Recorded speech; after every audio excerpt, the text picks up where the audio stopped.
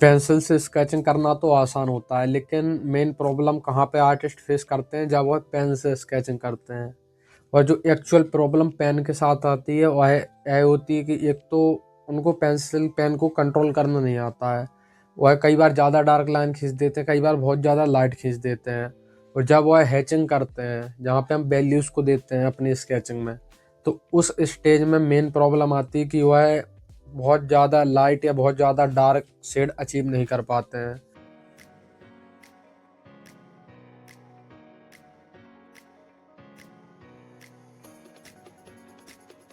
Hey everyone, मैं हूँ आदर्श और आज मैं आ गया हूँ एक नया वीडियो लेकर। जैसा कि हम लोग सोचते हैं कि हाँ ठीक है, मैं स्केचिंग कर लेता हूँ, मैं पेंसिल से स्केचिंग कर लेता हूँ, लेकिन मुझे पेन की तरफ शिफ्ट करना है, जो कि एक स्टेज के बाद हम करते भी हैं। उसके भी कुछ रीजंस रहते हैं जिनको मैंने पहले भी बता रखा है, अब भी बता देता हूँ। एक तो मेन रीज़न ये रहता है कि जब हम पेन से स्केचिंग करते हैं तो वहाँ पे हमारे पास जो उसको मिटाने का ऑप्शन है वो कम्प्लीटली हट जाता है। तो फिर वहाँ पे हम अपने आप को ज़्यादा पुश करते हैं कि हम हर लाइन को बहुत सटीक बनाएं, बिल्कुल प्रोपोर्शंस को अच्छे से ऑब्जर्व करें। तो वह हमारी ऑब्जर्वेशन स्किल्स को भी बढ़ाता है, सिंप्लीफिकेशन, जजमेंट, चीज़ों को सिंप्लीफाई करके देखना, उनको सही तरीके से बनाना, कई सारी चीज़ें जो है हमारी इम्प्रूव होती हैं। लेकिन पेन स्केचिंग को कंट्रोल कैसे किया जाए, क्योंकि जब हम पेंसिल का यूज़ करते हैं तो हम बचपन से उसको यूज़ करते आ रहे हैं, वो वहाँ पे मिटाने का भी ऑप्शन रहता है। तो जब हम हैचिंग करते हैं या शेडिंग करते हैं तो वहाँ पे हम उसको, जैसे बहुत ज़्यादा डार्क हो जाए तो उसको हम लाइट कर सकते हैं, लेकिन पेन में ऐसा नहीं है। और पेन में बहुत ज़्यादा लाइट भी नहीं कर सकते और आप बहुत ज़्यादा डार्क शेड भी अचीव नहीं कर सकते, उसकी एक लिमिटेड रेंज होती है। लेकिन फिर भी हम कैसे एक डार्कर शेड को अचीव करें, बहुत डार्क शेड तक कैसे जाएं, या बहुत लाइट शेड को कैसे करें, तो उसको लेके काफ़ी लोगों को कन्फ्यूज़न है और बहुत सारी प्रॉब्लम्स होती रहती हैं। तो आज हम इसी प्रॉब्लम को सॉल्व करेंगे कि किस तरह से आपको प्रैक्टिस करनी है, कैसे कुछ एक्सरसाइजेस आपको मैं बताऊंगा जिससे कि आपकी यह चीज़ इम्प्रूव होगी और पेन के ऊपर आपका कंट्रोल भी आएगा। तो चलिए स्टार्ट करते हैं। सबसे पहले आपको स्केल की हेल्प से बॉक्स बनाना है। 2 बाई 2 सेंटीमीटर का या 3 बाई 3 सेंटीमीटर का आप बॉक्स बना लीजिएगा। और बॉक्स स्क्वायर शेप में हो या रेक्टेंगल शेप में, दोनों चल सकते हैं। अब जब आप बॉक्स बना लो, यहाँ पे मैं पेन से बना रहा हूँ डायरेक्ट, आप पेंसिल से भी बना सकते हो। अब उसके बाद आपको एक डायरेक्शन में लाइंस को खींचना स्टार्ट करना है। अभी मैं ऊपर से नीचे की तरफ खींच रहा हूँ, आप कैसे भी खींच सकते हो किसी भी एंगल में। बस एक चीज़ ध्यान रखना, सारी लाइंस के एंगल सेम हो और उनके बीच में गैप कोशिश करना कि सेम ही हो, और एक ही फ्लो में आप खींचो। ऐसा नहीं है कि बहुत ज़्यादा फिर आप स्लो बनाओ, जैसा कि मैं एक फ्लो में बना रहा हूँ। अब उसके बाद यहाँ पे हम लेयरिंग कर रहे हैं, जैसे कि जो डार्केस्ट शेड कैसे अचीव करें, तो एयर टेक्निक उसके लिए यूज़ होती है, जहाँ पे हम लेयरिंग करते हैं। लेयरिंग मतलब जब आपने एक ही डायरेक्शन में जब कम्प्लीटली पूरे बॉक्स में लाइंस दे दी, उसके बाद आप एंगल को चेंज करते हो। अब मैं यहाँ तीसरी बार फिर से एंगल चेंज कर रहा हूँ। अब यहाँ पे मैं एंगुलर लाइंस खींच रहा हूँ, पहले मैंने वर्टिकली लाइंस खींची, फिर मैंने एंगल्स में खींची। अब जब हम इसको कर लेंगे तो यहाँ पे बस जो फ्लो है वह सबसे ज़्यादा ज़रूरी है। और आप फ्लो के साथ एक चीज़ ध्यान रखना कि जो जैसा कि मैंने बताया कि लाइन और प्रेशर कि लाइंस के बीच में गैप जितना ज़्यादा होगा उतना ही ज़्यादा लाइट समझ रहे हो। जैसा कि आप जब चीज़ें दूर होती हैं तो लाइट दिखती हैं जब लाइंस में, लेकिन जब आप कई सारी लाइंस को एक साथ खींच देते हो तो वह बहुत ज़्यादा घनी घनी डार्क दिखती हैं। अगर आप ऐसा पेपर पर करके देखो तो वही चीज़ यहाँ पे हम अप्लाई कर रहे हैं कि जब आप बहुत ज़्यादा दूर लाइंस खींचोगे तो ऑटोमेटिकली वह लाइट फील देगी कि लाइट वैल्यू है, लेकिन जब आप लाइंस के बीच की जो डिस्टेंस है उसको कम कर दोगे तो उससे ऑटोमेटिकली आपको फील आएगा कि यह चीज़ थोड़ी डार्क है। वही चीज़ हम यहाँ पे कर रहे हैं। अब मैंने एंगल को थोड़ा और चेंज कर दिया, जिस तरह से घड़ी की सुई घूमती है उसी तरह से हम थोड़ा थोड़ा एंगल चेंज करते हैं, क्लॉकवाइज और एंटी क्लॉकवाइज, जिससे कि जो लेयरिंग है, अब इस तरह की लेयरिंग से होता क्या है कि जो छोटे छोटे एरियाज रह जाते हैं वह अलग अलग एंगल्स की वजह से वह एरियाज भी पेन से भर जाते हैं, जिसकी वजह से जो वैल्यू है वह थोड़ी और ज़्यादा डार्क लगने लगती है। अब यहाँ पे मैं वापस से वर्टिकली लाइंस खींच रहा हूँ, तो आपको वर्टिकली, हॉरिजॉन्टली और अलग अलग एंगल्स में लाइंस खींचनी है और यह प्रोसेस रिपीट करनी है बार बार। अब रिपीट क्यों? क्योंकि ऐसा नहीं है कि आप फर्स्ट टाइम में ही बहुत ज़्यादा गड़ा के पेंसिल चलाओ। आपको कोशिश करनी है कि आप बहुत लाइट पेंसिल चलाओ स्टार्टिंग में, ताकि आपको एक प्रैक्टिस रहे कि हाँ मुझे इतना डार्क जाना है तो मुझे और कितने डार्क करने की ज़रूरत है। अब यहाँ पे मैं दूसरा बॉक्स ले रहा हूँ। अब यहाँ पे अभी हम सेम प्रोसेस करेंगे। अब यहाँ पे मैं पेन को थोड़ा गड़ा के चला रहा हूँ, ताकि जो वैल्यू है मैं चाहता हूँ थोड़ा और डार्क हो। तो यहाँ पे आप दोनों चीज़ें अप्लाई कर सकते हो, एक तो प्रेशर को मेंटेन करके, दूसरा लाइंस के बीच में गैप को मेंटेन करके। और जब आप बहुत ज़्यादा डार्क वैल्यू अचीव करना चाहते हो, आप चाहते हो कि जो सबसे ज़्यादा डार्क वैल्यू, सबसे ज़्यादा डार्क एरिया है, तो वहाँ पे हम इन दोनों टेक्निक्स को कंबाइन कर देते हैं। वहाँ पे हम प्रेशर को भी बढ़ाते हैं और साथ में जो लाइंस के बीच की डिस्टेंस है उसको भी कम करके घनी घनी लाइंस को बनाते हैं, जिससे कि ऑटोमेटिकली फील आता है। और जो लेयरिंग है उसको भी हम ज़्यादा देते हैं। मतलब जैसे कि अभी हमने एक दो बार जो क्लॉकवाइज और एंटी क्लॉकवाइज एंगल्स को चेंज किया, मतलब वर्टिकली, हॉरिजॉन्टली और अलग अलग एंगल्स में 2-3 बार किया। फिर हम यही प्रोसेस जब 2-3 बार रिपीट करते हैं तो उससे जो बहुत ज़्यादा एकदम स्मूथ इफेक्ट आता है। तो इस चीज़ को आप दोनों तरह से करना, एक तो पेन को थोड़ा ऊपर से पकड़ना। कुछ लोग बहुत ज़्यादा नीचे से पकड़ते हैं, बिल्कुल जहाँ टिप होती है, और 5 उंगलियां लगा लेते हैं, मतलब अंगूठा और 4 उंगलियां लगा के पकड़ते हैं। तो आपको जैसा कि अभी मैंने पकड़ा रखा है, केवल 2 उंगलियों का सपोर्ट लिया है और ऊपर से थंब से उसको दबा रखा है। इस तरह से पेन को पकड़ के जब आप करोगे तो उससे क्या है कि जब पेन को आप बहुत ज़्यादा नीचे से पकड़ते हो तो आप उतना फ्लो के साथ काम नहीं कर पाते हो, और नीचे आप क्या लाइंस के बीच में कितना गैप आ रहा है वह चीज़ भी दिखती नहीं है। लेकिन जब आप थोड़ा दूर से पकड़ते हो तो सारी चीज़ें एग्जैक्टली क्लियर होती हैं कि हाँ मुझे सही से दिख रहा है कि लाइंस के बीच में कितना एग्जैक्ट गैप आ रहा है। और यह चीज़ आपकी एक दिन में इम्प्रूव नहीं होगी, क्योंकि आपका प्रेशर अभी आपके लिए टूल नया है, तो आप प्रेशर इतना जल्दी हैंडल नहीं कर पाओगे। लेकिन जैसे जैसे आप प्रैक्टिस करोगे लाइट वैल्यूज़ देने की, डार्क वैल्यूज़ देने की, तो ऑटोमेटिकली हाथ में फ्लो आ जाएगा।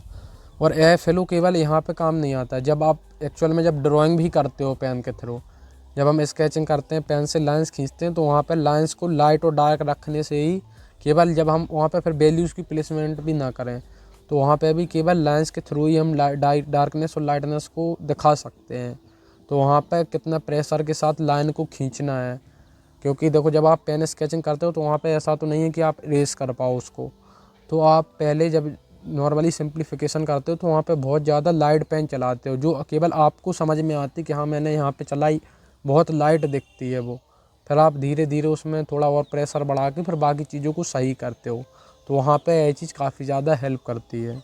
और ये एक्सरसाइज ऐसी हैं जैसे कि आप फ्री बैठे हो, 10-5 मिनट का टाइम है तो इनको कर सकते हो। और मैं इतना इजीली इस चीज़ को कर रहा हूँ क्योंकि मैंने काफ़ी टाइम तक, कम से कम 6-7-8 महीने और इससे भी ज़्यादा, कम से कम 100-200-300 बार इस एक्सरसाइज को तो किया है। और साथ में स्केचेस में मैं कंटिन्यूसली इम्प्लीमेंट करता हूँ, तो ऑटोमेटिकली यह चीज़ आपकी डेवलप होगी। अब यहाँ पे हम कुछ एक्सपेरिमेंटेशन भी कर रहे हैं, इसको बोलते हैं हम लाइन ड्राइंग, जहाँ पे हम कुछ लाइंस को कर्व में बनाते हैं। यहाँ पे अभी हमने स्ट्रेट लाइन में बना के देखा, अब यहाँ पे हम कर्व्स को यूज़ कर रहे हैं, थोड़ा लाइन को कर्वी बना रहे हैं, जिससे कि जो आपको लाइंस के थ्रू ही फील आए कि यहाँ पे राउंडनेस है। एक तो हम वैल्यूज़ के थ्रू दिखाते हैं कि हाँ राउंडनेस है, लेकिन अगर आपको कम लाइंस का यूज़ करना है तो वहाँ पे जैसे कि मैं थोड़ा यहाँ पे लाइंस को मोड़ता जा रहा हूँ, तो उससे कि एक फ़ील आता है कि हाँ यह चीज़ थोड़ी उभरी हुई है, ऊपर की तरफ निकली हुई है। फिर उसमें हम थोड़ा यहाँ पे अभी हम ऐसा एक्सपेरिमेंटेशन ये चीज़ कर रहे हैं। जब आप रेफरेंस के साथ करो, फिर उसमें आप जब इस चीज़ को अप्लाई करके वैल्यूज़ के साथ कंबाइन करते हो, तो वहाँ पे बहुत अच्छे रिजल्ट्स निकल के आते हैं। आप फिर देखोगे एक्चुअल में कि हाँ यह चीज़ कितनी ज़्यादा खूबसूरत है। और जो सीनियर आर्टिस्ट विजय बिस्वाल सर हैं, आप उनके वर्क देखिए, तो उसमें इस चीज़ को काफ़ी खूबसूरती से दिखाया गया है। जो कर्व लाइन्स हैं उनको काफ़ी अच्छे से यूज़ किया गया है उनके स्केचेस में। तो यह चीज़ आप कर सकते हो इम्प्लीमेंट एज आ एक्सपेरिमेंटेशन। जब आप इस चीज़ को करोगे, बार बार अप्लाई करोगे, तो बहुत अच्छे रिजल्ट्स आपको देखने को मिलेंगे। अब यहाँ पे आप थोड़ा पास से देखिए मैं किस तरह से लाइंस को खींच रहा हूँ। अब जैसे कि इन लाइंस को आप हर डायरेक्शन में देखते हो कि हाँ कर्व को किस तरह से बना सकते हैं, तो इसमें ऑब्जर्वेशन आपको बहुत ज़्यादा करनी पड़ती है। आप जितना अच्छे से, चाहे आप स्ट्रेट लाइंस वाली करो चाहे यह चीज़ करो, वहाँ पे आप जितना अच्छा ऑब्ज़र्व करोगे वैल्यूज़ को, जो कहाँ पे कौन सी चीज़ कितनी गहराई है, कितना उभरी हुई है, क्योंकि ऐसा नहीं कि जब आप ड्राइंग बनाते हो तो केवल ऐसा नहीं कि आप कॉपी कर रहे हो, आप एक्चुअल में फील करो। अगर आप पेड़ को बना रहे हो, उसमें कहीं राउंडनेस है, अंदर की तरफ डार्कनेस दिख रही है, तो उस चीज़ को फील करो कि हाँ ये चीज़ पीछे की तरफ जा रही है। अब ऐसा नहीं है कि हाँ बस मुझे दिख रहा है कि ठीक है ब्लैक है तो मैं उसको ब्लैक ब्लैक थोड़ा कर देता हूँ बस। आपको एक्चुअल में फ़ील करना है कि हाँ चीज़ यह चीज़ हो रही है, मुझे पता है हो रही है, इसलिए मैं यहाँ पे यह चीज़ कर रहा हूँ। गलतियाँ होंगी, लेकिन आप ऑब्ज़र्व जब करोगे वो फिर उसको इम्प्लीमेंट करोगे जितना ज़्यादा, उतना ही अच्छे आपको रिजल्ट्स मिलेंगे। और एक और जो बहुत अच्छी एक आपको एडवाइस मैं देता हूँ, जो एक्चुअल में मैं भी अपनी लाइफ में इम्प्लीमेंट करता हूँ, कि अक्सर लोग क्या करते हैं, वह चीज़ें सुनते तो ज़्यादा हैं, बहुत ज़्यादा सुनते हैं कि हाँ हैचिंग देखनी है तो मैं ये दो जितने ज़्यादा वीडियोस देखूंगा तो उतनी ज़्यादा हैचिंग हमारी इम्प्रूव हो जाएगी।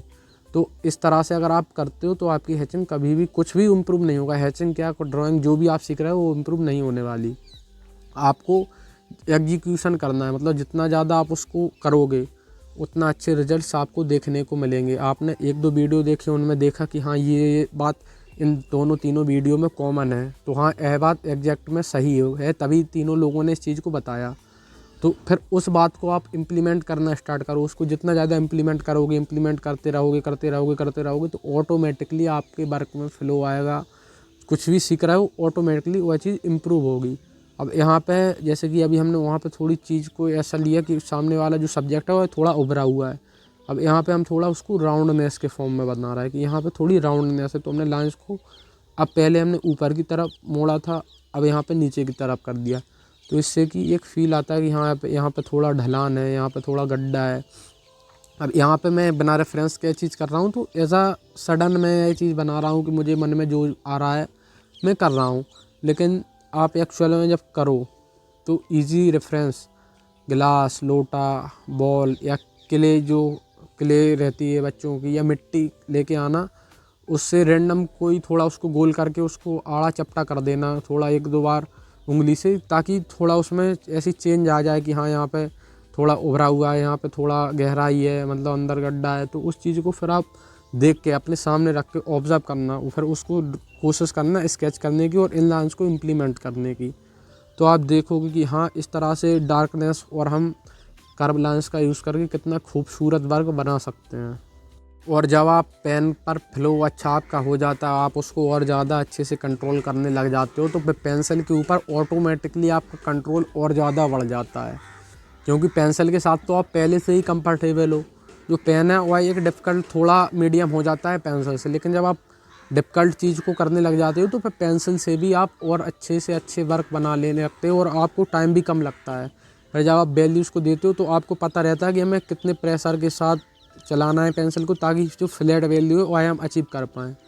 तो उस चीज़ में फिर आप और अच्छे रिजल्ट्स दिखा पाओगे और टाइम भी फिर आपको कम लगेगा और स्पीड भी आपकी इम्प्रूव होगी। अब इसमें बहुत ज़्यादा, जैसा कि मैं दिखा रहा हूँ स्पीड को, तो बहुत ज़्यादा स्पीड नहीं करनी है आपको, अपने अकॉर्डिंग बस फ्लो मेंटेन रहना चाहिए और कलाई की मूवमेंट आपकी अच्छी रहनी चाहिए, जो कि प्रैक्टिस करते करते हो जाएगी आपकी। बाकी आप इजीली इस एक्सरसाइज को कर सकते हो।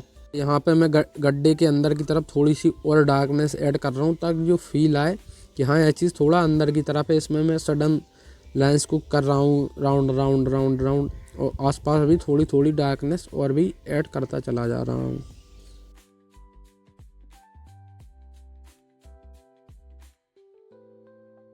इस एक्सरसाइज के साथ मैंने आपको जो एक्सपेरिमेंटेशन करके दिखाई, उसको आप अपने अकॉर्डिंग यूज़ कर सकते हो। ऐसा नहीं है कि मैंने जैसे बताया तो आप बिल्कुल एग्जैक्ट वैसे ही करो।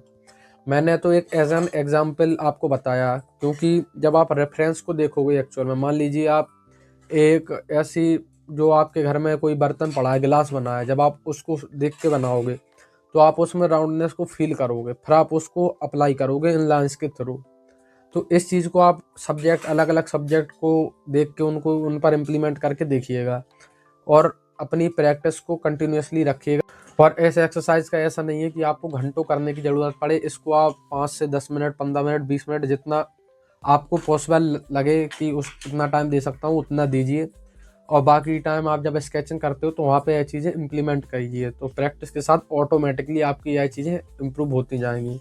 बस इसमें जो मेन दो चीज़ें हैं उनको बहुत अच्छे से ध्यान रखिएगा। एक तो आपका प्रेशर कंट्रोल, दूसरा आपकी जो कलाई है उसकी मूवमेंट कितनी अच्छी है। तो वह सारी चीज़ें प्रैक्टिस से इम्प्रूव हो जाएंगी। और जो वैल्यू जजमेंट को लेकर अगर आपको कन्फ्यूज़न है कि कैसे कितना समझे, कितना लाइट करना है, कितना डार्क करना है, तो उसके लिए मैंने ऑलरेडी एक वीडियो जो वैल्यूज़ के ऊपर है वह मैंने इस चैनल पर अपलोड कर रखा है, तो उसको ज़रूर से देख लीजिएगा, जिससे कि आपको और अच्छे से क्लियर हो सके कि कहाँ पे कौन सी चीज़ को कितना डार्क रखना है, कितना लाइट रखना है। फिर जब आप फिर उस चीज़ को इस चीज़ से इम्प्लीमेंट करोगे इस एक्सरसाइज को, तो आप ज़्यादा बेहतर रिजल्ट्स अचीव कर पाओगे। और आने वाली वीडियोस के लिए इस चैनल से कनेक्टेड रहिएगा। तो चलिए अब मिलते हैं नेक्स्ट वीडियो में।